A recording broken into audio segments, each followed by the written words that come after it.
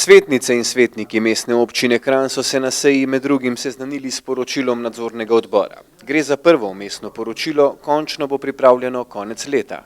Lahko bi rekel, da je bilo izredno pozitivno, predvsem je nadzorni odbor deloval v tej smeri, ker ni anomalij, da bo še povečal s svojimi priporočili transparentnost delovanja občinske uprave in pa še večjo učinkovitost.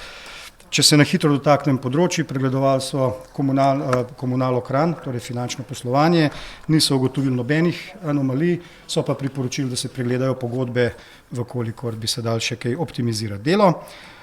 Potem druga točka je bila realizacija proračuna za leto 2015, predvsem na področju NRP-jev, torej načrtov razvojnih programov. Je šlo v tej smeri, da predlaga občinski upravi, da jih še bolj specifično opredeli v naslednjih proračunih, da se res točno ve, sploh na teh generičnih načrtih, da se točno ve, kam gredo kakšna sredstva. Pa dve točki, ena je bila pa izbor nadzornika na projektu Gorki in stroški nadzora na projektu Gorki. Tukaj še ni končnega poročila, seveda je pa to stvar, ki jo je že prejšnja oblast in izbrala in tudi pogodbo sklenila, je pa se tudi jaz strinjam, da so stroški nadzora bili precej visoki, tako da bomo videli, kaj bo nadzorni odbor v končnem poročilu povedal. Nepravilnosti, ki jih je ugotovil nadzorni odbor, so se pojavile pri razpisu za sofinanciranje kulturnih dejavnosti.